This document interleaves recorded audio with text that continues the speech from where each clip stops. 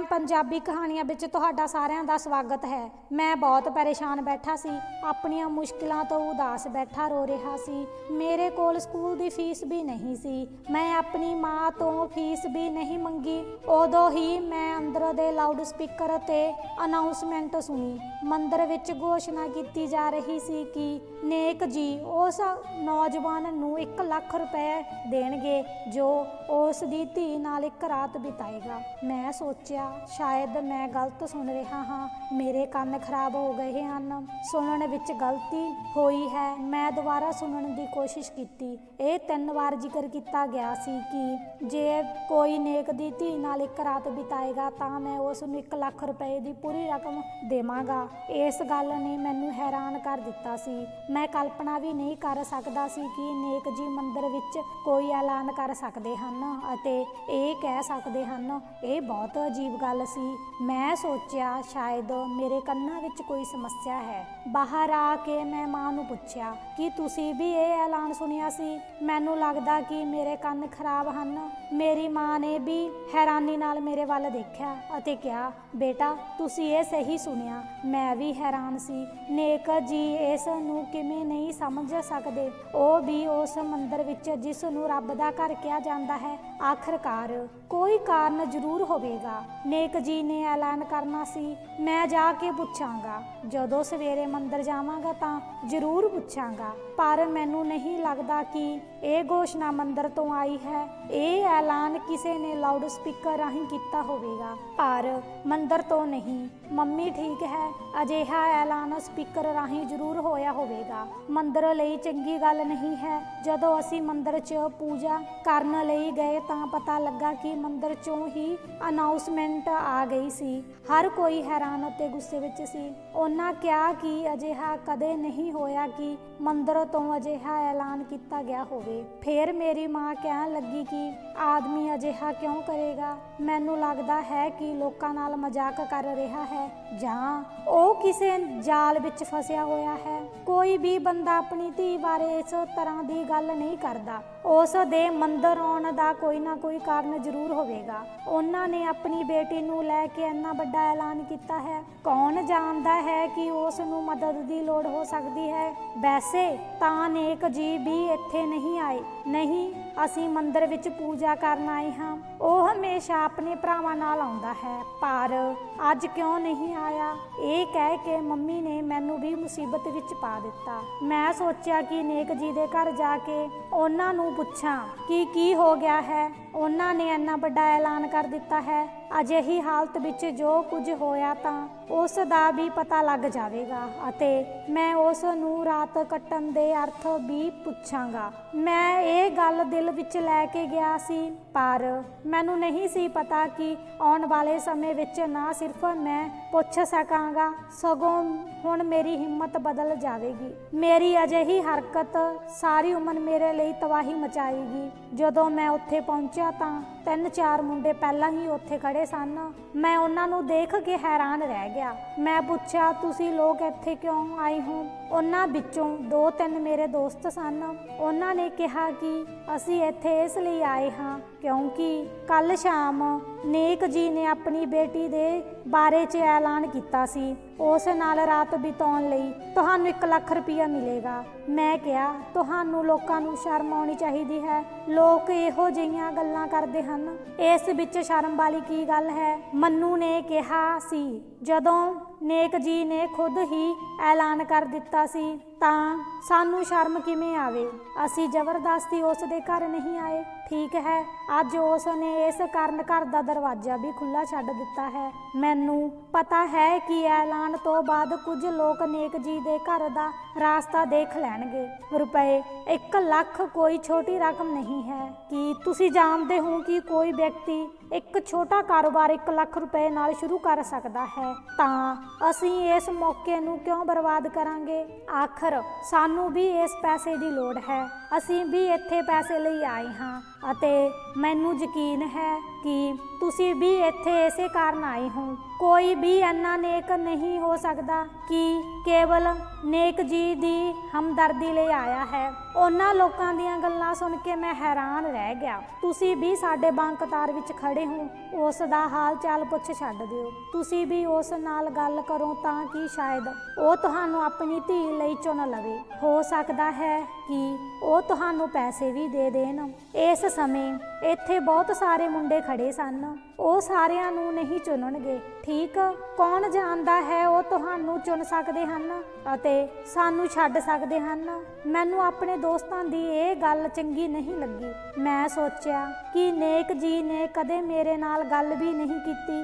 ਇਸ ਲਈ ਹੋ ਸਕਦਾ ਹੈ ਕਿ ਅੱਜ ਉਹ ਮੈਨੂੰ ਪਸੰਦ ਕਰਨ ਤਾਂ ਮੈਨੂੰ ਕੁਝ ਪੈਸੇ ਮਿਲ ਜਾਣਗੇ। ਪਰ ਮੈਂ ਆਪਣੀ ਮਾਂ ਤੋਂ ਵੀ ਡਰਦਾ ਸੀ। ਪਤਾ ਨਹੀਂ ਮਾਂ ਕੀ ਕਹੇਗੀ, ਕਿਉਂਕਿ ਮੈਂ ਕਦੇ ਵੀ ਮੰਮੀ ਨੂੰ ਪੁੱਛੇ ਬਿਨਾਂ ਘਰੋਂ ਬਾਹਰ ਨਹੀਂ ਗਿਆ। ਭਾਵ ਉਹ ਕਦੇ ਵੀ ਰਾਤ ਨੂੰ ਘਰੋਂ ਬਾਹਰ ਨਹੀਂ ਗਿਆ। ਮੈਂ ਸਭ ਕੁਝ ਮਾਂ ਤੋਂ ਪੁੱਛ ਕੇ ਕਰਦਾ ਸੀ।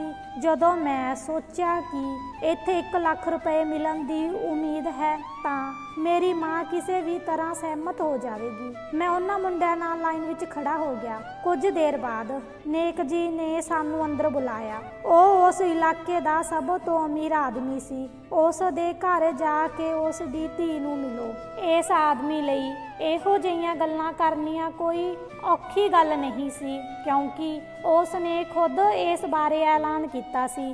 ਅਸੀਂ ਅੰਦਰ ਚਲੇ ਗਏ। ਹਾਂ ਬਾਈ, ਤੁਸੀਂ ਲੋਕ ਕਿਉਂ ਆਏ ਹੋ? ਕੀ ਤੁਸੀਂ ਮੇਰੀ ਧੀ ਕੋਲ ਰਾਤ ਕੱਟਣ ਆਏ ਹੋ? ਸਾਰੇ ਮੁੰਡਿਆਂ ਨੇ ਸਿਰ ਝੁਕਾ ਕੇ ਜਵਾਬ ਦਿੱਤਾ, ਤੁਹਾਡੇ ਵਿੱਚੋਂ ਬਹੁਤ ਸਾਰੇ ਆਏ ਹਨ। ਮੈਨੂੰ ਸਿਰਫ 1 ਲੜਕੇ ਦੀ ਜ਼ਰੂਰਤ ਸੀ ਅਤੇ ਮੈਂ ਤੁਹਾਡੇ ਵਿੱਚੋਂ 1 ਹੀ ਲੜਕਾ ਚੁਣਾਂਗਾ। ਤੁਸੀਂ ਸਾਰੇ ਬਾਹਰ ਚਲੇ ਜਾਓ। ਉਸ ਮੁੰਡੇ ਨੂੰ ਇੱਥੇ ਛੱਡ ਜਾਓ। ਜਦੋਂ ਨੇਕ ਜੀ ਨੇ ਮੇਰੇ ਵੱਲ ਇਸ਼ਾਰਾ ਕਰਦੇ ਹੋਏ ਕਿਹਾ ਤਾਂ ਬਾਕੀ ਮੁੰਡੇ ਮੇਰੇ ਵੱਲ ਜਲਨ ਦੀਆਂ ਨਜ਼ਰਾਂ ਨਾਲ ਦੇਖਣ ਲੱਗੇ। ਮੁੰਡਿਆ, ਤੂੰ ਬਹੁਤ ਵਧੀਆ ਲੱਗ ਰਿਹਾ ਹੈ। ਮੇਰੇ ਦੋਸਤਾਂ ਦੇ ਕਮਰੇ ਤੋਂ ਚਲੇ ਜਾਣ ਤੋਂ ਬਾਅਦ ਜਦੋਂ ਨੇਕ ਜੀ ਨੇ ਮੈਨੂੰ ਇਹ ਕਿਹਾ ਤਾਂ ਮੈਂ ਆਪਣਾ ਸਿਰ ਝੁਕਾ ਲਿਆ। ਹਾਂ, ਮੈਂ ਰਮਨ ਹਾਂ ਅਤੇ ਮੈਂ ਆਪਣੀ ਮਾਂ ਦਾ ਇਕਲੌਤਾ ਪੁੱਤਰ ਹਾਂ। ਜਦੋਂ ਮੈਂ ਉਸ ਨੂੰ ਦੱਸਿਆ ਤਾਂ ਉੱਚੀ ਉੱਚੀ ਹੱਸ ਕੇ ਬੋਲਿਆ, ਰਮਨ, ਜੇ ਤੂੰ ਆਪਣੀ ਮਾਂ ਦਾ ਇਕਲੌਤਾ ਪੁੱਤਰ ਹਾਂ ਤਾਂ ਮੇਰੀ ਧੀ ਨਾਲ ਰਾਤ ਕਿਉਂ ਬਿਤਾਉਣਾ ਚਾਹੁੰਦਾ ਹੈ? ਨੇਕ ਜੀ ਨੇ ਇਹ ਸਵਾਲ ਪੁੱਛ ਕੇ ਮੈਨੂੰ ਹੋਰ ਸ਼ਰਮਿੰਦਾ ਕਰ ਦਿੱਤਾ ਸੀ। ਪਰ ਫਿਰ ਵੀ ਮੈਂ ਸਾਰੀ ਹਿੰਮਤ ਇਕੱਠੀ ਕੀਤੀ ਅਤੇ ਉੱਪਰ ਤੱਕਿਆ। ਉਸ ਨੂੰ ਸਵਾਲ ਕੀਤਾ, ਮੈਨੂੰ 1 ਲੱਖ ਰੁਪਏ ਦੀ ਲੋੜ ਹੈ। ਖੈਰ, ਮੈਨੂੰ ਤੁਹਾਡੀ ਧੀ ਨਾਲ ਰਾਤ ਕੱਟਣ ਲਈ ਲੱਖਾਂ ਰੁਪਏ ਮਿਲਣਗੇ। ਇਹ ਮੈਂ ਐਲਾਨ ਵਿੱਚ ਸੁਣਿਆ ਹੈ। ਮੇਰੇ ਦੋਸਤਾਂ ਨੇ ਵੀ ਮੈਨੂੰ ਇਹ ਦੱਸਿਆ। ਜੇ ਇਹ ਸੱਚ ਹੈ ਤਾਂ ਹੀ ਮੈਂ ਇੱਥੇ ਆਉਣ ਦੀ ਹਿੰਮਤ ਕੀਤੀ ਹੈ, ਨਹੀਂ ਤਾਂ ਮੈਂ ਵਾਪਸ ਚਲਾ ਜਾਂਦਾ ਹਾਂ। ਮੇਰਾ ਸਵਾਰਥ ਦੇਖ ਕੇ ਨੇਕ ਜੀ ਨੇ ਮੈਨੂੰ ਉੱਥੇ ਹੀ ਰੋਕ ਲਿਆ। ਠੀਕ ਹੈ, ਬਾਕੀ ਮੁੰਡਿਆਂ ਨੂੰ ਵਾਪਸ ਭੇਜ ਦਿਓ। ਮੈਨੂੰ ਇਹਨਾਂ ਵਿੱਚੋਂ ਕਿਸੇ ਦੀ ਲੋੜ ਨਹੀਂ ਹੈ। ਤੁਸੀਂ ਮੈਨੂੰ ਬਹੁਤ ਚੰਗੇ ਮੁੰਡੇ ਲੱਗਦੇ ਹੋ। ਮੈਂ ਹੈਰਾਨ ਸੀ ਕਿ ਨੇਕ ਜੀ ਨੇ ਆਪਣੀ ਧੀ ਨਾਲ ਅਜਿਹਾ ਕੀਤਾ। ਤੁਸੀਂ ਰਾਤ ਕੱਟਣ ਲਈ ਸਿਰਫ ਚੰਗੇ ਲੋਕਾਂ ਨੂੰ ਕਿਉਂ ਚੁਣਿਆ? ਉਸ ਨੇ ਮੰਦਰ ਵਿੱਚ ਕੀ ਐਲਾਨ ਕੀਤਾ ਸੀ? ਮੈਨੂੰ ਇੰਜ ਜਾਪਦਾ ਸੀ ਜਿਵੇਂ ਉਸ ਨੂੰ ਆਪਣੀ ਧੀ ਨੂੰ ਖੁਸ਼ ਕਰਨ ਲਈ ਇੱਕ ਆਦਮੀ ਦੀ ਲੋੜ ਸੀ। ਮੈਂ ਸਹਿਮਤ ਹਾਂ ਕਿ ਤੁਹਾਨੂੰ ਇਹ ਬਹੁਤ ਅਜੀਬ ਲੱਗ ਸਕਦਾ ਹੈ, ਪਰ ਜਿਸ ਤਰੀਕੇ ਨਾਲ ਉਸ ਨੇ ਘੋਸ਼ਣਾ ਕੀਤੀ, ਪਿੰਡ ਵਿੱਚ ਕੋਈ ਵੀ ਇਸ ਗੱਲ ਤੇ ਯਕੀਨ ਨਹੀਂ ਕਰ ਰਿਹਾ ਹੈ। ਇਹ ਇੱਕ ਅਜਿਹਾ ਆਦਮੀ ਸੀ ਜੋ ਆਪਣੀ ਧੀ ਲਈ ਜਾਨ ਦੇਣ ਦੇ ਨਾਲ ਨਾਲ ਆਪਣੀ ਜਾਨ ਲੈ ਵੀ ਸਕਦਾ ਸੀ। ਪਰ ਅੱਜ ਇਹ ਹੈਰਾਨੀ ਵਾਲੀ ਗੱਲ ਹੈ, ਇਸ ਗੱਲ ਨੇ ਸਭ ਨੂੰ ਪਰੇਸ਼ਾਨ ਕਰ ਦਿੱਤਾ ਸੀ। ਭਾਵੇਂ ਕਿੰਨੀ ਵੀ ਅਜੀਬ ਗੱਲ ਹੋਵੇ, ਪੈਸੇ ਦੀ ਗੱਲ ਸੁਣ ਕੇ ਲੋਕ ਲਾਲਚੀ ਹੋ ਜਾਂਦੇ ਹਨ। ਮੈਂ ਵੀ ਉਹਨਾਂ ਲੋਕਾਂ ਵਿੱਚੋਂ ਇੱਕ ਸੀ ਜੋ ਸਿਰਫ ਪੈਸੇ ਦੇ ਲਾਲਚ ਵਿੱਚ ਨੇਕ ਜੀ ਦੇ ਘਰ ਗਿਆ ਸੀ। ਜਦੋਂ ਮੈਂ ਉਸ ਦੇ ਕਮਰੇ ਵਿੱਚੋਂ ਬਾਹਰ ਆਇਆ ਤਾਂ ਬਾਕੀ ਮੁੰਡੇ ਗੁੱਸੇ ਭਰੀਆਂ ਨਜ਼ਰਾਂ ਨਾਲ ਮੇਰੇ ਵੱਲ ਦੇਖਣ ਲੱਗੇ ਸਨ। ਅੱਜ ਤੁਸੀਂ ਦਲਾਲ ਬਣ ਗਏ ਹੋ। ਮੈਨੂੰ ਇਹ ਸੁਣ ਕੇ ਬਹੁਤ ਹੈਰਾਨੀ ਹੋਈ, ਕਿਉਂਕਿ ਉਹ ਮੁੰਡੇ ਕੁਝ ਸਮਾਂ ਪਹਿਲਾਂ ਇਸੇ ਮਕਸਦ ਲਈ ਇੱਥੇ ਖੜੇ ਸਨ। ਮੇਰਾ ਮਤਲਬ ਕਿ ਤੁਸੀਂ ਲੋਕ ਵੀ ਇੱਥੇ ਇਸੇ ਮਕਸਦ ਲਈ ਆਏ ਸੀ, ਪਰ ਉਸ ਨੇ ਤੁਹਾਨੂੰ ਕਿਉਂ ਨਹੀਂ ਚੁਣਿਆ? ਕਿਸੇ ਨਾ ਕਿਸੇ ਕਾਰਨ ਉਸ ਨੂੰ ਲੱਗਾ ਹੋਵੇਗਾ ਕਿ ਉਹ ਮੁੰਡਾ ਇਸ ਕੰਮ ਲਈ ਠੀਕ ਸੀ। ਮੈਂ ਬਹੁਤ ਵਧੀਆ ਦਿਖ ਰਿਹਾ ਸੀ, ਇਸ ਲਈ ਉਸ ਨੇ ਮੈਨੂੰ ਚੁਣਿਆ। ਮੈਂ ਆਪਣੇ ਦੋਸਤਾਂ ਦੀਆਂ ਗੱਲਾਂ ਸੁਣ ਕੇ ਹੈਰਾਨ ਰਹਿ ਗਿਆ। 2 ਮਿੰਟ ਵਿੱਚੋਂ ਕਿਵੇਂ ਬਦਲ ਗਏ ਹਨ। ਮੈਨੂੰ ਮੇਰੀ ਮਾਂ ਦੀ ਚਿੰਤਾ ਸੀ, ਨਾ ਕਿ ਮੇਰੇ ਦੋਸਤਾਂ ਦੀ। ਜਦੋਂ ਮੈਂ ਆਪਣੀ ਮਾਂ ਨੂੰ ਕਿਹਾ ਕਿ ਮੈਂ ਨੇਕ ਜੀ ਦੀ ਧੀ ਨਾਲ ਇੱਕ ਰਾਤ ਬਿਤਾਉਣੀ ਚਾਹੁੰਦਾ ਹਾਂ ਤਾਂ ਉਹ ਮੇਰੇ ਤੇ ਗੁੱਸੇ ਹੋ ਗਈ। ਪਰ ਅਸਲ ਗੱਲ ਇਸ ਤੋਂ ਵੱਖਰੀ ਸੀ। ਮੈਨੂੰ ਪਤਾ ਸੀ ਕਿ ਮੇਰੀ ਮਾਂ ਇਹ ਗੱਲ ਸਵੀਕਾਰ ਨਹੀਂ ਕਰੇਗੀ, ਮੈਨੂੰ ਉੱਥੇ ਵੀ ਨਹੀਂ ਜਾਣ ਦੇਵੇਗੀ। ਮੈਂ ਸੋਚਿਆ ਕਿ ਮੈਂ ਇਸ ਬਾਰੇ ਮੰਮੀ ਨੂੰ ਪੁੱਛਾਂਗਾ, ਪਰ ਫਿਰ ਮੇਰੇ ਮਨ ਵਿੱਚ ਇੱਕ ਵਿਚਾਰ ਆਇਆ। ਘਰ ਜਾ ਕੇ ਮੈਂ ਮੰਮੀ ਨੂੰ ਆਪਣੇ ਦੋਸਤਾਂ ਬਾਰੇ ਦੱਸਿਆ। ਮਾਂ ਵੀ ਇਹ ਗੱਲ ਬੜੇ ਸਾਵਧਾਨ ਢੰਗ ਨਾਲ ਸੁਣ ਰਹੀ ਸੀ। ਉਸ ਨੇ ਕਿਹਾ, ਹਾਂ ਪੁੱਤ, ਨੇਕ ਜੀ ਲਾਪਰਵਾਹ ਵਿਅਕਤੀ ਨਹੀਂ ਹਨ।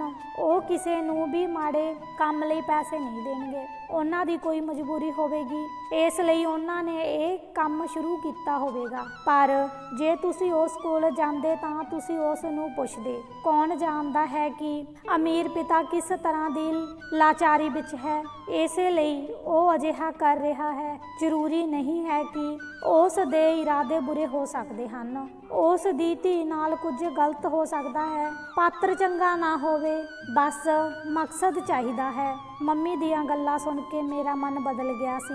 ਮੈਨੂੰ ਮਾਂ ਨੂੰ ਜ਼ਰੂਰ ਦੱਸਣਾ ਚਾਹੀਦਾ ਹੈ। ਮੈਂ ਹਿੰਮਤ ਜੁਟਾ ਕੇ ਕਿਹਾ, ਮੰਮੀ, ਨੇਕ ਜੀ ਆਪਣੀ ਧੀ ਸਮੇਤ 1 ਲੱਖ ਰੁਪਏ ਵੀ ਦੇਵੇਗਾ, ਨਾਲ ਰਾਤ ਬਿਤਾਉਣ ਦਾ ਵੀ ਐਲਾਨ ਕੀਤਾ ਹੈ। ਹੁਣ ਦੱਸੋ ਮੈਂ ਕੀ ਕਰਾਂ? ਮੇਰੀ ਗੱਲ ਸੁਣ ਕੇ ਉਹ ਚੁੱਪ ਹੋ ਗਈ। ਉਹ ਬਹੁਤ ਹੈਰਾਨ ਹੋਈ ਅਤੇ ਬੋਲੀ, ਬੇਟਾ, ਇਹ ਵੱਡੀ ਗੱਲ ਹੈ ਕਿ ਤੁਹਾਨੂੰ ਨੇਕ ਜੀ ਨੇ ਆਪਣੀ ਧੀ ਦੇ ਸਤਿਕਾਰ ਲਈ ਚੁਣਿਆ ਹੈ। ਉਹਨਾਂ ਨੇ ਭਰੋਸਾ ਵੀ ਕੀਤਾ ਹੈ। ਪੁੱਤਰ, ਉਹਨਾਂ ਦਾ ਭਰੋਸਾ ਨਾ ਤੋੜੋ। ਉਹਨਾਂ ਦਾ ਭਰੋਸਾ ਤੁਹਾਡੇ ਸਭ ਤੋਂ ਵੱਡੇ ਖਜ਼ਾਨਿਆਂ ਨਾਲੋਂ ਵੱਧ ਕੀਮਤੀ ਹੈ। ਹੁਣ ਜਦੋਂ ਵੀ ਉਹ ਤੁਹਾਨੂੰ ਬੁਲਾਏ ਤੁਸੀਂ ਬਸ ਚਲੇ ਜਾਇਓ। ਚਿੰਤਾ ਕਰਨ ਦੀ ਕੋਈ ਲੋੜ ਨਹੀਂ ਹੈ। ਬੇਟਾ, ਮੈਂ ਤੁਹਾਨੂੰ ਇਸ ਗੱਲ ਤੇ ਬਿਲਕੁਲ ਵੀ ਇਨਕਾਰ ਨਹੀਂ ਕਰ ਰਹੀ। ਮੈਨੂੰ ਨੇਕ ਜੀ ਤੇ ਭਰੋਸਾ ਹੈ। ਮਾਂ ਦੀ ਗੱਲ ਸੁਣ ਕੇ ਮੇਰਾ ਵੀ ਹੌਸਲਾ ਵੱਧ ਗਿਆ।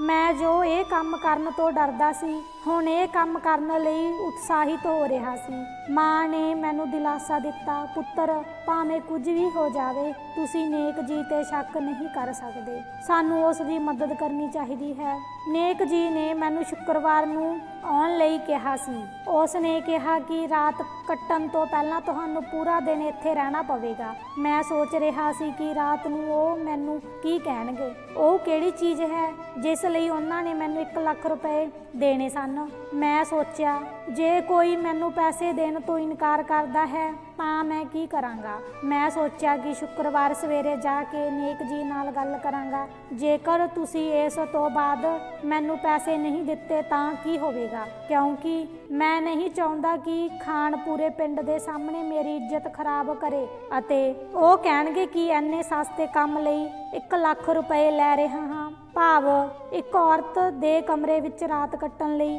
ਨੇਕ ਜੀ ਦੀ ਇੱਜ਼ਤ ਵੀ ਇਸ ਵਿੱਚ ਖਰਾਬ ਹੋ ਜਾਵੇਗੀ। ਸ਼ੁੱਕਰਵਾਰ ਦੀ ਸਵੇਰ ਸੀ, ਸਵੇਰੇ ਜਲਦੀ ਜਾਣਾ ਸੀ। ਮੈਂ ਨੇਕ ਜੀ ਨੂੰ ਇਹ ਸਵਾਲ ਪੁੱਛਿਆ ਕਿ ਤੁਸੀਂ ਸੱਚਮੁੱਚ ਮੈਨੂੰ ਪੈਸੇ ਦਿਓਗੇ ਜਾਂ ਇਹ ਮਜ਼ਾਕ ਹੈ। ਇਸ ਤੋਂ ਨੇਕ ਜੀ ਬਹੁਤ ਗੁੱਸੇ ਵਿੱਚ ਆ ਗਏ। ਆਪਣੀ ਜੇਬ ਵਿੱਚੋਂ 50,000 ਰੁਪਏ ਕੱਢ ਕੇ ਮੇਰੇ ਹੱਥ ਵਿੱਚ ਫੜਾ ਦਿੱਤੇ ਅਤੇ ਕਿਹਾ ਕਿ ਤੁਹਾਨੂੰ ਇਸ ਸਮੇਂ 50,000 ਰੁਪਏ ਦੇ ਰਿਹਾ ਹਾਂ। ਮੈਂ ਤਾਂ ਖੁਸ਼ ਹੋ ਗਿਆ ਕਿ ਰਾਤ ਨੂੰ ਕੀ ਹੋਵੇਗਾ। ਫਿਲਹਾਲ ਮੈਂ ਉਹ ਪੈਸੇ ਆਪਣੇ ਕੋਲ ਨਾ ਰੱਖੇ ਅਤੇ ਤੁਰੰਤ ਆਪਣੀ ਮਾਂ ਨੂੰ ਦੇ ਦਿੱਤੇ। ਮੰਮੀ ਖੁਸ਼ ਹੋ ਕੇ ਬੋਲੀ, ਬੇਟਾ ਤੂੰ ਖੁਸ਼ ਹੈ? ਉਸ ਨੂੰ ਦੁਖੀ ਨਾ ਕਰੋ। ਮੈਂ ਜਾਣਦੀ ਹਾਂ ਕਿ ਤੁਸੀਂ ਜਵਾਨ ਹੋ, ਤੁਹਾਡੇ ਦਿਮਾਗ ਵਿੱਚ ਕਈ ਤਰ੍ਹਾਂ ਦੇ ਸਵਾਲ ਆ ਰਹੇ ਹੋਣਗੇ, ਪਰ ਤੁਸੀਂ ਇਹ ਵੀ ਜਾਣਦੇ ਹੋ ਕਿ ਕੋਈ ਵੀ ਆਦਮੀ ਆਪਣੀ ਧੀ ਬਾਰੇ ਬੁਰਾ ਭਲਾ ਕਹਿਣਾ ਬਰਦਾਸ਼ਤ ਨਹੀਂ ਕਰ ਸਕਦਾ। ਧਿਆਨ ਰੱਖੋ, ਮੇਰੇ ਲਈ ਇੱਕ ਕਮਰਾ ਤਿਆਰ ਕੀਤਾ ਗਿਆ ਸੀ। ਮੈਂ ਸਮਝ ਨਹੀਂ ਸਕਿਆ ਕਿ ਉਸ ਕਮਰੇ ਦਾ ਮਕਸਦ ਕੀ ਸੀ। ਉਸ ਦੇ ਨੌਕਰਾਂ ਨੇ ਮੈਨੂੰ ਕਮਰੇ ਦੇ ਅੰਦਰ ਜਾਣ ਲਈ ਕਿਹਾ। ਨੇਕ ਜੀ, ਤੁਹਾਡੇ ਨਾਲ ਗੱਲ ਕਰਨੀ ਹੈ। ਪੂਰਾ ਹਨੇਰਾ ਸੀ। ਇਸ ਕਮਰੇ ਨੂੰ ਦੇਖ ਕੇ ਮੈਨੂੰ ਬਹੁਤ ਡਰ ਲੱਗ ਰਿਹਾ ਸੀ। ਮੈਂ ਨੇਕ ਜੀ ਨੂੰ ਸਾਹਮਣੇ ਬੈਠੇ ਦੇਖਿਆ। ਉਹਨਾਂ ਕੋਲ ਹੋਰ ਕੁਝ ਨਹੀਂ ਸੀ। ਮੈਂ ਇਹ ਸੋਚ ਕੇ ਡਰ ਗਿਆ ਸੀ ਕਿ ਉਹ ਇਕੱਲੇ ਕਮਰੇ ਵਿੱਚ ਮੇਰੇ ਨਾਲ ਕੀ ਗੱਲ ਕਰਨਾ ਚਾਹੁੰਦੇ ਹੈ। ਹੁਣ ਮਨ ਵਿੱਚ ਆਇਆ ਕਿ ਕੌਣ ਜਾਣੇ ਉਹ ਮੈਨੂੰ ਜਵਾਈ ਬਣਾ ਲਵੇ, ਪਰ ਮੇਰੇ ਕੋਲ ਇੰਨੀ ਸਮਰੱਥਾ ਨਹੀਂ ਸੀ। ਮੈਂ ਇੱਕ ਗਰੀਬ ਮਾਂ ਦਾ ਪੁੱਤਰ ਸੀ। ਮੈਂ ਵੀ ਬਹੁਤ ਛੋਟਾ ਸੀ, ਸਿਰਫ 18 ਸਾਲ ਦਾ। ਅਜਿਹੀ ਹਾਲਤ ਵਿੱਚ ਨੇਕ ਜੀ ਮੈਨੂੰ ਆਪਣਾ ਜਵਾਈ ਕਿਉਂ ਬਣਾਉਣਾ ਚਾਹੁੰਦੇ ਸਨ। ਮੈਂ ਸਿਰ ਝੁਕਾ ਕੇ ਉਸ ਦੇ ਸਾਹਮਣੇ ਬੈਠ ਗਿਆ। ਦੇਖੋ ਬੇਟਾ, ਤੁਹਾਨੂੰ ਮੇਰੀਆਂ ਗੱਲਾਂ ਬਹੁਤ ਅਜੀਬ ਲੱਗ ਸਕਦੀਆਂ ਹਨ। ਤੁਸੀਂ ਮੰਦਰ ਵਾਲਾ ਐਲਾਨ ਵੀ ਸੁਣਿਆ ਹੋਵੇਗਾ, ਪਰ ਇਹ ਐਲਾਨ ਬਿਲਕੁਲ ਸਹੀ ਸੀ। ਮੈਂ ਆਪਣੀ ਜ਼ਿੰਦਗੀ ਵਿੱਚ ਅਜਿਹਾ ਕਦੇ ਨਹੀਂ ਨਹੀਂ ਸੋਚਿਆ ਸੀ। ਮੈਂ ਲੋਕਾਂ ਨੂੰ ਆਪਣੀ ਧੀ ਬਾਰੇ ਗੱਲ ਕਰਨ ਦਾ ਮੌਕਾ ਦਿੱਤਾ। 3-4 ਨੌਜਵਾਨ ਮੁੰਡੇ ਮੇਰੇ ਘਰ ਦੇ ਬਾਹਰ ਆ ਕੇ ਖੜੇ ਹੋਣਗੇ। ਮੈਂ ਇਹ ਵੀ ਚੰਗੀ ਤਰ੍ਹਾਂ ਜਾਣਦਾ ਹਾਂ ਤੇਰੇ ਮਨ ਵਿੱਚ ਕੀ ਚੱਲ ਰਿਹਾ ਹੋਵੇਗਾ। ਤੁਸੀਂ ਮੇਰੀ ਧੀ ਬਾਰੇ ਕੀ ਸੋਚ ਰਹੇ ਹੋਵੋਗੇ। ਪਰ ਪੁੱਤਰ, ਮੈਂ ਬਹੁਤ ਬੇਵਸ ਹੋ ਗਿਆ ਹਾਂ। ਮੈਂ ਆਪਣੀ ਧੀ ਦਾ ਉਹ ਚਿਹਰਾ ਵੀ ਦੇਖਿਆ ਜੋ ਮੈਂ ਪਹਿਲਾਂ ਕਦੇ ਨਹੀਂ ਦੇਖਿਆ ਸੀ। ਮੈਂ ਇੱਕ ਬੇਬਸ ਬਾਪ ਹਾਂ। ਮੇਰੀ ਉਮਰ ਦੇਖੋ ਅਤੇ ਇਸ ਉਮਰ ਵਿੱਚ ਮੈਂ ਕੋਈ ਮਜ਼ਾਕ ਕਰਾਂਗਾ। ਮੈਂ ਤੁਹਾਨੂੰ ਪੈਸੇ ਦਿੱਤੇ ਹਨ ਅਤੇ ਪੈਸੇ ਤੁਹਾਡੀ ਹਿੰਮਤ ਅਤੇ ਨੇਕਤਾ ਲਈ ਦਿੱਤੇ ਹਨ ਜੋ ਕਿਸੇ ਕੋਲ ਵੀ ਨਹੀਂ ਹੁੰਦੀ। ਮੈਂ ਤੇਰੇ ਤੇ ਭਰੋਸਾ ਕਰ ਰਿਹਾ ਹਾਂ। ਮੈਂ ਅਜਿਹਾ ਆਦਮੀ ਹਾਂ ਕਿ ਮੈਂ ਆਪਣੀ ਧੀ ਪ੍ਰਤੀ ਗਲਤ ਨਜ਼ਰ ਨੂੰ ਵੀ ਤਬਾਹ ਕਰ ਦੇਵਾਂਗਾ। ਮੈਂ ਤੁਹਾਨੂੰ ਇੱਕ ਰਾਤ ਲਈ ਆਪਣੀ ਧੀ ਨਾਲ ਕਮਰੇ ਵਿੱਚ ਕਿਉਂ ਛੱਡਾਂਗਾ, ਇਸ ਦੇ ਪਿੱਛੇ ਇੱਕ ਕਾਰਨ ਹੈ ਜਿਸ ਨੂੰ ਤੁਸੀਂ ਅੱਜ ਖੁਦ ਸਮਝ ਜਾਓਗੇ। ਮੈਂ ਤੁਹਾਨੂੰ ਸਿਰਫ ਇੱਕ ਗੱਲ ਦੱਸਾਂਗਾ ਕਿ ਤੁਸੀਂ ਉਸ ਨੂੰ ਗਲਤ ਨਜ਼ਰ ਨਾਲ ਦੇਖਣ ਦੀ ਹਿੰਮਤ ਵੀ ਨਹੀਂ ਕਰਨੀ। ਪੁੱਤਰ, ਮੈਂ ਆਪਣੀ ਧੀ ਲਈ ਜੋ ਵੀ ਕਰ ਰਿਹਾ ਹਾਂ ਮੈਂ ਇੱਕ ਪਿਤਾ ਦੀ ਹੈਸੀਅਤ ਨਾਲ ਕਰ ਰਿਹਾ ਹਾਂ। ਜੇ ਮੈਂ ਆਪਣੀ ਧੀ ਲਈ ਅਜਿਹਾ ਕਰ ਸਕਦਾ ਹਾਂ ਮੈਂ ਤੁਹਾਨੂੰ ਕਦੇ ਨਹੀਂ ਭੁੱਲਾਂਗਾ। ਮੇਰੀ ਧੀ ਨੇਪਾਲ ਵਿੱਚ ਵੱਡੀ ਹੋਈ ਹੈ, ਪਰ ਇਹ ਮੇਰੀ ਸਮੱਸਿਆ ਹੈ ਜਿਸ ਨੂੰ ਮੈਂ ਆਪਣੇ ਆਪ ਹੱਲ ਨਹੀਂ ਕਰ ਸਕਦਾ। ਉਸ ਆਦਮੀ ਨੇ ਇਹ ਕਹਿ ਕੇ ਮੈਨੂੰ ਹੋਰ ਵੀ ਡਰਾਇਆ। ਮੇਰੇ ਦਿਲ ਵਿੱਚ ਬਹੁਤ ਸਾਰੀਆਂ ਗੱਲਾਂ ਸਨ, ਪਰ ਮੈਂ ਕੁਦਰਤ ਤੇ ਭਰੋਸਾ ਕਰ ਲਿਆ ਸੀ। ਮੈਨੂੰ ਆਪਣੇ ਆਪ ਤੇ ਵੀ ਭਰੋਸਾ ਸੀ। ਮੈਂ ਵਾਸਨਾ ਦਾ ਪੁਜਾਰੀ ਨਹੀਂ ਸੀ ਜੋ ਔਰਤ ਨੂੰ ਦੇਖ ਕੇ ਕਾਬੂ ਤੋਂ ਬਾਹਰ ਹੋ ਜਾਂਦਾ। ਪਰ ਮੈਂ ਸੋਚਿਆ ਕਿ ਮੈਂ ਜੋ ਵੀ ਗਲਤੀ ਕਰਨ ਜਾ ਰਿਹਾ ਹਾਂ ਮੈਨੂੰ ਇਸ ਦੀ ਭਾਰੀ ਕੀਮਤ ਚੁਕਾਉਣੀ ਪਵੇਗੀ। ਸ਼ਾਮ ਦੇ 4 ਵਜੇ ਸਨ। ਨੇਕ ਜੀ ਕਮਰੇ ਵਿੱਚ ਵੜ ਕੇ ਬੋਲੇ, ਬੇਟਾ ਤਿਆਰ ਹੋ ਜਾ। ਜੇ ਤੂੰ ਤਿਆਰ ਹੈ ਤਾਂ ਮੈਂ ਤੈਨੂੰ ਖਾਣਾ ਦੇਵਾਂਗਾ। ਤੂੰ ਸਵੇਰੇ ਦਾ ਭੁੱਖਾ ਬੈਠਾ ਹੈ। ਤੂੰ ਚੰਗਾ ਖਾਣਾ ਖਾ ਲੈਣਾ ਕਿਉਂਕਿ ਹੁਣ ਇਹ ਬਰਦਾਸ਼ਤ ਕਰਨਾ ਪਵੇਗਾ। ਤੂੰ ਅਜੇ ਸਾਰੀ ਉਮਰ ਦੇਖੀ ਵੀ ਨਹੀਂ। ਜਿਵੇਂ ਜਿਵੇਂ ਰਾਤ ਦਾ ਸਮਾਂ ਨੇੜੇ ਆ ਰਿਹਾ ਸੀ ਮੇਰੇ ਦਿਲ ਦੀ ਧੜਕਨ ਵੱਧਦੀ ਜਾ ਰਹੀ ਸੀ। ਮੈਨੂੰ ਪਤਾ ਨਹੀਂ ਸੀ ਕਿ ਮੇਰੇ ਨਾਲ ਕੀ ਹੋਣ ਵਾਲਾ ਹੈ, ਇਸ ਲਈ ਮੈਂ ਉਸ ਲੜਕੀ ਬਾਰੇ ਸੋਚ ਰਿਹਾ ਸੀ। ਪਰ ਜਿਵੇਂ ਹੀ ਰਾਤ ਦੇ 8 ਵਜੇ ਨੇਕ ਜੀ ਨੇ ਮੈਨੂੰ ਅੰਦਰ ਜਾਣ ਦਾ ਇਸ਼ਾਰਾ ਕੀਤਾ, ਮੈਂ ਅਪਰਾਧੀ ਵਾਂਗ ਸਿਰ ਝੁਕਾ ਕੇ ਕਮਰੇ ਵਿੱਚ ਦਾਖਲ ਹੋਇਆ। ਜਦੋਂ ਮੈਂ ਆਪਣੇ ਸਾਹਮਣੇ ਨਜ਼ਾਰਾ ਦੇਖਿਆ ਤਾਂ ਹੈਰਾਨੀ ਨਾਲ ਮੇਰੀਆਂ ਅੱਖਾਂ ਖੁੱਲੀਆਂ ਹੀ ਰਹਿ ਗਈਆਂ। ਨੇਕ ਜੀ ਦੀ ਬੇਟੀ ਸਾਹਮਣੇ ਬੈਠੀ ਸੀ। ਸੋਹਣੇ ਕੱਪੜੇ ਪਾਏ ਹੋਏ ਸਨ। ਉਸ ਨੇ ਆਪਣੇ ਬੁੱਲਾਂ ਤੇ ਲਿਪਸਟਿਕ ਲਗਾਈ ਹੋਈ ਸੀ। ਗੱਲਾਂ ਵੀ ਲਾਲ ਸਨ ਅਤੇ ਬਾਲ ਵੀ ਖੁੱਲੇ ਹੋਏ ਸਨ। ਕੱਪੜੇ ਚੰਗੀ ਤਰ੍ਹਾਂ ਪਹਿਨੇ ਹੋਏ ਸਨ। ਉਸ ਨੇ ਆਪਣੇ ਬਾਲਾਂ ਨੂੰ ਅਜੀਬ ਤਰੀਕੇ ਨਾਲ ਰੰਗਿਆ ਸੀ। ਜਦੋਂ ਮੈਂ ਉਸ ਕੁੜੀ ਨੂੰ ਦੇਖਿਆ ਤਾਂ ਮੈਨੂੰ ਲੱਗਾ ਕਿ ਉਹ ਸਾਡੇ ਪਿੰਡ ਦੀ ਕੁੜੀ ਨਹੀਂ ਸੀ, ਸਗੋਂ ਇੰਜ ਜਾਪਦਾ ਸੀ ਜਿਵੇਂ ਉਹ ਕਿਸੇ ਹੋਰ ਥਾਂ ਤੋਂ ਆਈ ਹੋਵੇ। ਇਹ ਸੱਚ ਹੈ ਕਿ ਮੈਂ ਨੇਕ ਜੀ ਦੀ ਬੇਟੀ ਨੂੰ ਪਹਿਲਾਂ ਕਦੇ ਨਹੀਂ ਦੇਖਿਆ ਸੀ, ਪਰ ਇਹ ਲੜਕੀ ਬਹੁਤ ਵੱਖਰੀ ਲੱਗ ਰਹੀ ਸੀ। ਇੰਜ ਲੱਗ ਰਿਹਾ ਸੀ ਜਿਵੇਂ ਕੋਈ ਹੋਰ ਦੁਨੀਆ ਤੋਂ ਆਈ ਹੋਵੇ। ਪਿੰਡਾਂ ਦੀਆਂ ਕੁੜੀਆਂ ਬਹੁਤ ਸ਼ਰਮੀਲੀਆਂ ਹੁੰਦੀਆਂ ਹਨ, ਉਹਨਾਂ ਦੇ ਕੱਪੜੇ ਬਹੁਤ ਵੱਖਰੇ ਹਨ, ਪਰ ਉਸ ਕੁੜੀ ਦੇ ਕੱਪੜੇ ਵੀ ਅਜੀਬ ਸਨ। ਉਸ ਦਾ ਰੰਗ ਦੁੱਧ ਨਾਲੋਂ ਵੱਧ ਚਿੱਟਾ ਸੀ। ਕੁੜੀ ਨੂੰ ਦੇਖ ਕੇ ਮੈਨੂੰ ਅਹਿਸਾਸ ਹੋਇਆ ਕਿ ਉਹ ਨੇਕ ਜੀ ਦੀ ਧੀ ਨਹੀਂ ਜਾਪਦੀ, ਪਰ ਇਹ ਗੱਲ ਉਹਨਾਂ ਨੇ ਬਹੁਤ ਸਖਤੀ ਨਾਲ ਕਹੀ ਸੀ। ਇਸ ਲਈ ਇਹ ਵੀ ਸੰਭਵ ਹੋ ਸਕਦਾ ਹੈ ਕਿ ਉਹ ਆਪਣੀ ਧੀ ਤੋਂ ਇਲਾਵਾ ਕਿਸੇ ਹੋਰ ਲੜਕੀ ਬਾਰੇ ਅਜਿਹਾ ਕਿਉਂ ਆਖੇਗਾ ਅਤੇ ਕਿਉਂ। ਮੈਂ ਉਸ ਕੁੜੀ ਦੀ ਨਿਲਾਮੀ ਕਰਦਾ ਹਾਂ।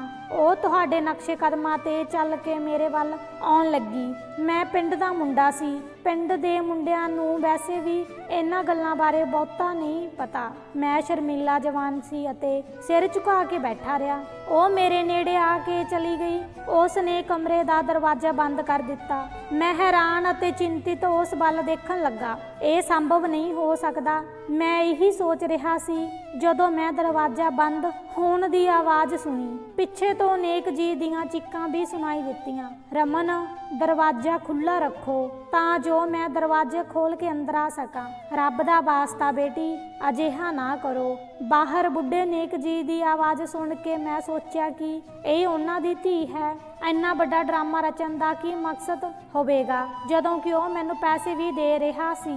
ਮੈਂ ਅਜੇ ਸੋਚ ਹੀ ਰਿਹਾ ਸੀ ਕਿ ਕੁੜੀ ਮੇਰੇ ਨੇੜੇ ਆ ਕੇ ਬੈਠ ਗਈ ਤੇ ਪੁੱਛਣ ਲੱਗੀ ਕਿ ਤੂੰ ਮੇਰਾ ਗੁਲਾਮ ਬਣ ਜਾਵੇਂਗਾ। ਮੈਂ ਕੁੜੀ ਵੱਲ ਦੇਖ ਕੇ ਹੈਰਾਨ ਰਹਿ ਗਿਆ। ਤੁਸੀਂ ਜੋ ਕਹੋਗੇ ਮੈਂ ਉਹੀ ਕਰਾਂਗਾ। ਪਰ ਮਹੱਤਵਪੂਰਨ ਗੱਲ ਇਹ ਹੈ ਕਿ ਮਾਂ ਬਾਹਰ ਬੈਠੀ ਹੈ, ਉਹ ਬਹੁਤ ਪਰੇਸ਼ਾਨ ਹੈ। ਜੇਕਰ ਮੈਂ ਕਿਸੇ ਵੀ ਤਰੀਕੇ ਨਾਲ ਤੁਹਾਡੀ ਮਦਦ ਕਰ ਸਕਦਾ ਹਾਂ ਤਾਂ ਤੁਸੀਂ ਮੈਨੂੰ ਦੱਸ ਸਕਦੇ ਹੋ। ਇਹ ਕੀ ਹੋਇਆ? ਤੁਸੀਂ ਸੱਚਮੁੱਚ ਮੇਰੇ ਗੁਲਾਮ ਹੋ ਗਏ? ਉਸ ਕੁੜੀ ਦੀ ਇਹ ਗੱਲ ਸੁਣ ਕੇ ਇੱਕ ਰਾਤ ਵਿੱਚ ਤੁਸੀਂ ਕੁੱਤੇ ਵਾਂਗ ਮੇਰੇ ਪਿੱਛੇ ਆਓਗੇ। ਮੈਨੂੰ ਨਹੀਂ ਪਤਾ ਸੀ ਕਿ ਉਹ ਕੀ ਕਹਿ ਰਹੀ ਹੈ ਜਦੋਂ ਉਸ ਨੇ ਅਜਿਹੀ ਹਰਕਤ ਕੀਤੀ ਜਿਸ ਬਾਰੇ ਮੈਂ ਕਦੇ ਸੋਚਿਆ ਵੀ ਨਹੀਂ ਸੀ। ਮੈਂ ਉਸ ਸਮੇਂ ਨੂੰ ਗਾਲਾਂ ਕੱਢਣ ਲੱਗ ਪਿਆ ਸੀ। ਮੈਂ ਇੱਥੇ ਕਿਉਂ ਆਇਆ? ਥੋੜੇ ਰੁਪਈਆਂ ਲਈ ਮੈਂ ਆਪਣਾ ਕੀ ਕੀਤਾ? ਮਨ ਵਿੱਚ ਸੋਚਣ ਲੱਗਾ। ਰਾਤ ਭਰ ਮੇਰੇ ਮਨ ਵਿੱਚ ਇਹੀ ਖਿਆਲ ਆਉਂਦੇ ਰਹੇ। ਮੈਂ ਇੱਕ ਬਹੁਤ ਬੁਰਾ ਵਿਅਕਤੀ ਮਹਿਸੂਸ ਕਰ ਰਿਹਾ ਸੀ। ਸਵੇਰੇ 4 ਵਜੇ ਜਦੋਂ ਮੈਂ ਕਮਰੇ ਤੋਂ ਬਾਹਰ ਆਇਆ ਤਾਂ ਨੇਕ ਜੀ ਬਾਹਰ ਬੈਠੇ ਸਨ। ਮੇਰਾ ਚਿਹਰਾ ਦੇਖ ਕੇ ਉਹਨਾਂ ਨੇ ਮੇਰੇ ਵੱਲ ਦੇਖਿਆ ਅਤੇ ਕਿਹਾ, ਬੇਟਾ ਮੈਨੂੰ ਮਾਫ਼ ਕਰ ਦਿਓ, ਹੁਣ ਬਾਕੀ ਪੈਸੇ ਲੈ ਕੇ ਆਪਣੇ ਘਰ ਚਲੇ ਜਾਓ। ਮੈਂ ਉਹ ਪੈਸੇ ਨੇਕ ਜੀ ਤੋਂ ਲੈ ਕੇ ਘਰ ਆ ਗਿਆ। ਉਸ ਦਾ ਪੁੱਤਰ ਕਿੱਥੇ ਹੈ? ਮਾਤਾ ਪਿਤਾ ਇਸ ਗੱਲ ਨੂੰ ਲੈ ਕੇ ਚਿੰਤਿਤ ਸਨ। ਪਰ ਜਿਵੇਂ ਹੀ ਮੈਂ ਘਰ ਗਿਆ ਮੈਂ ਦੇਖਿਆ ਕਿ ਮੇਰੀ ਮਾਂ ਬਹੁਤ ਪਰੇਸ਼ਾਨ ਸੀ। ਉਹ ਘਰ ਦੇ ਆਲੇ ਦੁਆਲੇ ਘੁੰਮ ਰਹੀ ਸੀ। ਉਸ ਨੇ ਮੈਨੂੰ ਦੇਖਦੇ ਹੀ ਕਿਹਾ, ਬੇਟਾ ਕਿੱਥੇ ਗਿਆ ਸੀ? ਮੈਨੂੰ ਨੇਕ ਜੀ ਦੀਆਂ ਗੱਲਾਂ ਕੁਝ ਅਜੀਬ ਲੱਗੀਆਂ। ਮੈਂ ਤੁਹਾਨੂੰ ਉਸ ਸਮੇਂ ਕਿਹਾ ਸੀ, ਪਰ ਬਾਅਦ ਵਿੱਚ ਖਿਆਲ ਆਇਆ ਕਿ ਤੁਹਾਡੇ ਉੱਤੇ ਕੋਈ ਅਤਿਆਚਾਰ ਹੋ ਸਕਦਾ ਹੈ। ਤੂੰ ਮੇਰਾ ਇਕਲੌਤਾ ਬੱਚਾ ਹੈ। ਮੈਨੂੰ ਤੇਰੇ ਨਾਲ ਅਜਿਹਾ ਸਲੂਕ ਨਹੀਂ ਕਰਨਾ ਚਾਹੀਦਾ ਸੀ। ਤੂੰ ਪੈਸਿਆਂ ਲਈ ਉਸ ਦੇ ਘਰ ਗਿਆ ਸੀ, ਪਰ ਮੈਂ ਸੋਚਿਆ ਵੀ ਨਹੀਂ ਸੀ ਕਿ ਅੱਗੇ ਕੀ ਹੋਵੇਗਾ। ਬੇਟਾ ਦੱਸ ਤੂੰ ਠੀਕ ਹੈ? ਮੰਮੀ ਮੇਰੇ ਕੋਲ ਬੈਠ ਗਈ। ਮੈਂ ਮਾਂ ਨੂੰ ਕੁਝ ਨਹੀਂ ਦੱਸਿਆ। ਮੈਂ ਨਹੀਂ ਚਾਹੁੰਦਾ ਸੀ ਕਿ ਮੇਰੀ ਮੰਮੀ ਵੀ ਪਰੇਸ਼ਾਨ ਹੋਵੇ। ਮੈਂ ਆਪਣੀ ਮਾਂ ਨੂੰ ਕਿਹਾ ਕਿ ਆਰਾਮ ਕਰੋ, ਜੇਕਰ ਸਵੇਰੇ ਕੁਝ ਹੋਇਆ ਤਾਂ ਮੈਂ ਤੁਹਾਨੂੰ ਦੱਸਾਂਗਾ। ਪਰ ਨੇਕ ਜੀ ਮੇਰੇ ਉੱਠਣ ਤੋਂ ਪਹਿਲਾਂ ਹੀ ਸਾਡੇ ਘਰ ਬੈਠਾ ਸੀ। ਮੈਂ ਉਸ ਦੀ ਆਵਾਜ਼ ਸੁਣ ਕੇ ਹੈਰਾਨ ਰਹਿ ਗਿਆ। ਉਹ ਮੰਮੀ ਨਾਲ ਗੱਲ ਕਰ ਰਿਹਾ ਸੀ। ਮੈਂ ਬਾਹਰ ਆਇਆ। ਮੈਂ ਬਹੁਤ ਪਰੇਸ਼ਾਨੀ ਵਿੱਚ ਦੇਖਿਆ। ਜਦੋਂ ਮੈਂ ਉਸ ਵੱਲ ਦੇਖਿਆ ਤਾਂ ਨੇਕ ਜੀ ਮੇਰੇ ਵੱਲ ਬਹੁਤ ਬੇਵਸੀ ਨਾਲ ਦੇਖ ਰਹੇ ਸਨ। ਬੇਟਾ ਜੇ ਤੁਸੀਂ ਮੇਰੀ ਗੱਲ ਸੁਣੋਗੇ ਤਾਂ ਤੁਹਾਨੂੰ ਸਭ ਕੁਝ ਸੱਚ ਪਤਾ ਲੱਗ ਜਾਵੇਗਾ। ਉਸ ਤੋਂ ਬਾਅਦ ਤੁਸੀਂ ਮੇਰੀ ਮਦਦ ਕਰਨਾ ਚਾਹੋਗੇ ਤਾਂ ਠੀਕ ਹੈ, ਨਹੀਂ ਤਾਂ ਕੋਈ ਗੱਲ ਨਹੀਂ। ਮੈਂ ਕੀ ਕਰ ਸਕਦਾ ਹਾਂ? ਜਦੋਂ ਮੈਂ ਨੇਕ ਜੀ ਦੇ ਸਾਹਮਣੇ ਬੈਠਾ ਤਾਂ ਉਹਨਾਂ ਨੇ ਜੋ ਸੱਚਾਈ ਉਜਾਗਰ ਕੀਤੀ ਉਸ ਨੂੰ ਸੁਣ ਕੇ ਮੈਂ ਹੀ ਨਹੀਂ ਸਗੋਂ ਮੇਰੀ ਮਾਂ ਵੀ ਹੈਰਾਨ ਰਹਿ ਗਈ। ਪੁੱਤਰ ਗੱਲ ਇਹ ਹੈ ਕਿ ਪਿੰਡ ਵਿੱਚ ਮੇਰੀ ਬਹੁਤ ਇੱਜ਼ਤ ਹੈ, ਪਰ ਬਹੁਤ ਸਾਰੇ ਲੋਕ ਅਜਿਹੀਆਂ ਗਲਤੀਆਂ ਕਰਦੇ ਹਨ ਜਿਨ੍ਹਾਂ ਨੂੰ ਉਹ ਠੀਕ ਨਹੀਂ ਕਰ ਸਕਦੇ। ਮੈਂ ਵੀ ਬਹੁਤ ਵੱਡੀ ਗਲਤੀ ਕੀਤੀ ਹੈ। ਜਦੋਂ ਮੈਂ ਨੇਪਾਲ ਗਿਆ ਸੀ ਤਾਂ ਉੱਥੇ 2 ਸਾਲ ਰਿਹਾ। ਮੈਂ ਇੱਕ ਔਰਤ ਨਾਲ ਵਿਆਹ ਕਰਵਾ ਲਿਆ। ਮੈਂ ਇਹ ਬਹੁਤ ਵੱਡੀ ਗਲਤੀ ਕੀਤੀ ਹੈ। ਇਹ ਮੇਰੀ ਜ਼ਿੰਦਗੀ ਦੀ ਸਭ ਤੋਂ ਵੱਡੀ ਗਲਤੀ ਸੀ। ਉਹ ਲੜਕੀ ਪਹਿਲਾਂ ਹੀ ਵਿਆਹੀ ਹੋਈ ਸੀ। ਉਹ ਵੀ ਮੇਰੇ ਦੋਸਤ ਦੀ ਪਤਨੀ ਸੀ ਅਤੇ ਮੇਰਾ ਆਪਣੇ ਦੋਸਤ ਦੀ ਪਤਨੀ ਨਾਲ ਅਫੇਅਰ ਸੀ। ਇਸ ਦੌਰਾਨ ਮੇਰੇ ਦੋਸਤ ਦੀ ਪਤਨੀ ਗਰਭਵਤੀ ਹੋ ਗਈ। ਮੇਰੇ ਦੋਸਤ ਦੀ ਪਤਨੀ ਆਪਣੇ ਪਤੀ ਨੂੰ ਬਹਾਨੇ ਬਣਾਉਂਦੀ ਰਹੀ ਅਤੇ ਅਸੀਂ ਦੋਵੇਂ ਮਿਲਦੇ ਰਹੇ। ਸ਼ਾਇਦ ਮੈਂ ਦੋਸਤ ਦੀ ਪਤਨੀ ਨਾਲ ਬੇਵਫਾ ਸੀ ਅਤੇ ਇਸ ਲਈ ਰੱਬ ਨੇ ਮੈਨੂੰ ਸਜ਼ਾ ਦਿੱਤੀ। ਬਹੁਤ ਵੱਡੀ ਗਲਤੀ ਹੋ ਗਈ। ਪਰ ਇਸ ਦੌਰਾਨ ਜਦੋਂ ਮੇਰੇ ਬੱਚੇ ਨੇ ਜਨਮ ਲਿਆ, ਉਹ ਵੀ ਬੇਟੀ, ਮੈਂ ਉੱਥੇ ਕੰਮ ਕਰਦਾ ਰਿਹਾ। ਮੈਂ ਉਸ ਨੇਪਾਲਨ ਔਰਤ ਨਾਲ ਵਿਆਹ ਕਰਵਾ ਲਿਆ ਸੀ। ਮੈਂ ਆਪਣੇ ਦੋਸਤ ਦੇ ਸਾਹਮਣੇ ਸਿਰ ਉਠਾਉਣ ਦੇ ਕਾਬਿਲ ਨਾ ਰਿਹਾ। ਮੇਰੀ ਇਸ ਪਤਨੀ ਦੇ ਹੱਥੋਂ ਮੈਂ ਬਹੁਤ ਦੁਖੀ ਸੀ। ਮੈਂ ਬੇਵਸ ਸੀ ਕਿਉਂਕਿ ਹੁਣ ਉਸ ਨੇ ਮੇਰੀ ਧੀ ਨੂੰ ਵੀ ਜਨਮ ਦਿੱਤਾ ਸੀ। ਮੈਂ ਨਹੀਂ ਚਾਹੁੰਦਾ ਸੀ ਕਿ ਮੇਰਾ ਖੂਨ ਇੱਥੇ ਬਰਬਾਦ ਹੋਵੇ। ਮੈਂ ਉਸ ਪਤਨੀ ਨੂੰ ਬਹੁਤਾ ਸਾਰਾ ਪੈਸਾ ਦਿੱਤਾ ਤੇ ਆਪਣੀ ਧੀ ਨੂੰ ਲੈ ਕੇ ਭਾਰਤ ਵਾਪਸ ਆ ਗਿਆ। ਜਦੋਂ ਮੈਂ ਆਪਣੀ ਧੀ ਨੂੰ ਲੈ ਕੇ ਭਾਰਤ ਵਾਪਸ ਆਇਆ ਤਾਂ ਦੇਖਿਆ ਕਿ ਉਸ ਦੀ ਹਾਲਤ ਕਾਫੀ ਵਿਗੜ ਚੁੱਕੀ ਸੀ। ਮੇਰੀ ਧੀ ਘਰੇ ਰਹਿ ਕੇ ਦਿਮਾਗੀ ਮਰੀਜ਼ ਬਣ ਚੁੱਕੀ ਸੀ। ਇਹ ਇੰਨੀ ਬਿਮਾਰ ਹੋ ਗਈ ਸੀ ਕਿ ਮੈਂ ਇਸ ਦਾ ਇਲਾਜ ਨਹੀਂ ਕਰਵਾ ਸਕਿਆ। ਇਹ ਗੱਲ ਮੈਂ ਆਪਣੇ ਸਾਰੇ ਪਿੰਡ ਦੇ ਲੋਕਾਂ ਤੋਂ ਛੁਪਾ ਰੱਖੀ ਸੀ। ਉਹ ਨਹੀਂ ਜਾਣਦੇ ਕਿ ਨੇਪਾਲ ਵਿੱਚ ਮੇਰੀ ਪਤਨੀ ਸੀ ਅਤੇ ਇੱਕ ਧੀ ਵੀ ਸੀ। ਘਰ ਰਹਿ ਰਹੀ ਸੀ। ਉਹ ਪੂਰੀ ਤਰ੍ਹਾਂ ਮਾਨਸਿਕ ਸੀ। ਕਦੇ ਉਹ ਕਿਸੇ ਵਿਅਕਤੀ ਨੂੰ ਮਾਰਨ ਦੀ ਕੋਸ਼ਿਸ਼ ਕਰਦੀ ਅਤੇ ਕਦੇ ਕਿਸੇ ਨੂੰ ਗੁਲਾਮ ਬਣਾਉਣ ਦੀ ਕੋਸ਼ਿਸ਼ ਕਰਦੀ। ਪੁੱਤਰ, ਉਸ ਰਾਤ ਤੈਨੂੰ ਥੱਪੜ ਮਾਰੇ, ਉਹ ਸਾਰੀ ਰਾਤ ਆਪਣੇ ਨੌਵਾਂ ਨਾਲ ਤੁਹਾਨੂੰ ਨੋਚਦੀ ਰਹੀ। ਉਸ ਨੂੰ ਬਚਪਨ ਤੋਂ ਹੀ ਇਹ ਦੌਰਾ ਪੈਂਦਾ ਹੈ। ਉਸ ਨੂੰ ਕੋਈ ਦਿਮਾਗੀ ਬਿਮਾਰੀ ਹੈ। ਮੈਂ ਸੋਚਿਆ ਹੈ ਕਿ ਮੈਂ ਡਾਕਟਰ ਤੋਂ ਉਸ ਦਾ ਇਲਾਜ ਕਰਵਾਵਾਂਗਾ, ਪਰ ਮਨ ਵਿੱਚ ਇੱਕ ਹੀ ਗੱਲ ਆਉਂਦੀ ਹੈ ਕਿ ਮੇਰੀ ਉਸ ਵਿਗੜੀ ਹੋਈ ਧੀ ਨਾਲ ਕੌਣ ਵਿਆਹ ਕਰੇਗਾ। ਪੁੱਤਰ, ਜੇ ਤੁਸੀਂ ਉਸ ਪਾਗਲ ਧੀ ਨਾਲ ਵਿਆਹ ਕਰਨ ਲਈ ਸਹਿਮਤ ਹੋ ਤਾਂ ਮੈਂ ਵਾਅਦਾ ਕਰਦਾ ਹਾਂ ਕਿ ਮੈਂ ਨਾ ਸਿਰਫ ਉਸ ਦਾ ਇਲਾਜ ਕਰਵਾਵਾਂਗਾ, ਸਗੋਂ ਸਾਰੀ ਉਮਰ ਤੇਰੀ ਦੇਖਭਾਲ ਵੀ ਕਰਾਂਗਾ। ਨੇਕ ਜੀ ਦੀਆਂ ਗੱਲਾਂ ਸੁਣ ਕੇ ਮੈਂ ਅਤੇ ਮਾਂ ਦੋਵੇਂ ਹੈਰਾਨ ਰਹਿ ਗਏ। ਮੈਨੂੰ ਨਹੀਂ ਪਤਾ ਸੀ ਕਿ ਮੈਂ ਕੀ ਕਰਾਂ, ਕਿਉਂਕਿ ਮੈਂ ਇਸ ਬਾਰੇ ਕਦੇ ਸੋਚਿਆ ਵੀ ਨਹੀਂ ਸੀ। ਇਹ ਤਾਂ ਦੂਰ ਦੀ ਗੱਲ ਸੀ ਕਿ ਮੈਂ ਆਪਣੀ ਜ਼ਿੰਦਗੀ ਵਿੱਚ ਅਜਿਹੀ ਕੁੜੀ ਦਾ ਸਾਹਮਣਾ ਕਰਨਾ ਹੈ। ਹੁਣ ਉਹ ਮੇਰੇ ਨਾਲ ਸੀ। ਮੈਂ ਇਸ ਤਰ੍ਹਾਂ ਦੇਖਿਆ ਜਿਵੇਂ ਮੇਰੀ ਮਾਂ ਉਸ ਨਾਲ ਵਿਆਹ ਕਰਾ ਕੇ ਹੀ ਖੁਸ਼ ਹੋਵੇਗੀ। ਮੈਂ ਕੋਮਲ ਨਾਲ ਵਿਆਹ ਕਰਵਾ ਲਿਆ। ਨੇਕ ਜੀ ਨੇ ਇਹ ਮਾਮਲਾ ਸਾਰੇ ਪਿੰਡ ਦੇ ਸਾਹਮਣੇ ਰੱਖਿਆ ਸੀ ਅਤੇ ਸਵੀਕਾਰ ਕਰ ਲਿਆ ਸੀ ਕਿ ਉਹਨਾਂ ਕੋਲ ਹੋਰ ਕੋਈ ਚਾਰਾ ਨਹੀਂ ਸੀ। ਉਹ ਆਪਣੀ ਧੀ ਦੀ ਹਾਲਤ ਸੁਧਾਰਨ ਲਈ ਉਸ ਦਾ ਵਿਆਹ ਕਰਨਾ ਚਾਹੁੰਦੇ ਸਨ ਅਤੇ ਇਹ ਉਸ ਦੀ ਮਾਨਸਿਕ ਸਿਹਤ ਲਈ ਵੀ ਜ਼ਰੂਰੀ ਸੀ। ਪੂਰੇ ਪਿੰਡ ਦੇ ਸਾਹਮਣੇ ਹੀ ਉਸ ਨੇ ਆਪਣੇ ਪਰਿਵਾਰ ਦੀ ਇੱਕ ਕੁੜੀ ਨੂੰ ਛੁਪਾਇਆ ਹੋਇਆ ਸੀ ਅਤੇ ਉਸ ਨੂੰ ਆਪਣੀ ਜ਼ਿੰਦਗੀ ਜਿਉਣ ਲਈ ਲੋਕਾਂ ਦੇ ਸਾਹਮਣੇ ਆਉਣਾ ਪੈਣਾ ਸੀ। ਇਹ ਉਸ ਦੀ ਸਿਹਤ ਲਈ ਚੰਗਾ ਸੀ। ਮੈਂ ਨੇਕ ਜੀ ਦੀ ਧੀ ਨਾਲ ਵਿਆਹ ਕਰਵਾ ਲਿਆ। ਸ਼ਾਇਦ ਮੇਰੇ ਇਰਾਦੇ ਸੱਚੇ ਸਨ ਅਤੇ ਇਸ ਲਈ ਰੱਬ ਨੇ ਇਸ ਨੂੰ ਸੁਧਾਰਿਆ। ਮਾਨਸਿਕ ਰੋਗ ਕਾਰਨ ਉਸ ਦੀ ਸਿਹਤ ਰੁਕ ਗਈ। ਅਸੀਂ ਦੋਵੇਂ ਇਕੱਠੇ ਖੁਸ਼ਹਾਲ ਜੀਵਨ ਬਤੀਤ ਕਰਨ ਲੱਗੇ ਅਤੇ ਹੁਣ ਸਾਡੇ 2 ਬੱਚੇ ਹਨ। ਜੇਕਰ ਤੁਹਾਨੂੰ ਅੱਜ ਦੀ ਕਹਾਣੀ ਚੰਗੀ ਲੱਗੀ ਤਾਂ ਵੀਡੀਓ ਨੂੰ ਜ਼ਰੂਰ ਲਾਈਕ ਕਰੋ, ਆਪਣੇ ਦੋਸਤਾਂ ਨਾਲ ਵੀ ਸਾਂਝਾ ਕਰੋ ਅਤੇ ਹਾਂ, ਜੇਕਰ ਤੁਸੀਂ ਅਜੇ ਤੱਕ ਸਾਡੇ ਚੈਨਲ ਤੇ ਨਵੇਂ ਹੋ ਤਾਂ ਸਾਡੇ ਚੈਨਲ ਨੂੰ ਜ਼ਰੂਰ ਸਬਸਕ੍ਰਾਈਬ ਕਰੋ। ਕੱਲ ਦੀ ਇੱਕ ਨਵੀਂ ਦਿਲਚਸਪ ਕਹਾਣੀ ਦੇ ਨਾਲ ਆਪਣਾ ਪਿਆਰ ਮੇਰੇ ਤੇ ਸਦਾ ਬਣਾਈ ਰੱਖੋ। ਸਭ ਨੂੰ ਮੇਰੀਆਂ ਪਿਆਰ ਭਰੀਆਂ ਸ਼ੁਭ ਕਾਮਨਾਵਾਂ ਦੋਸਤੋ।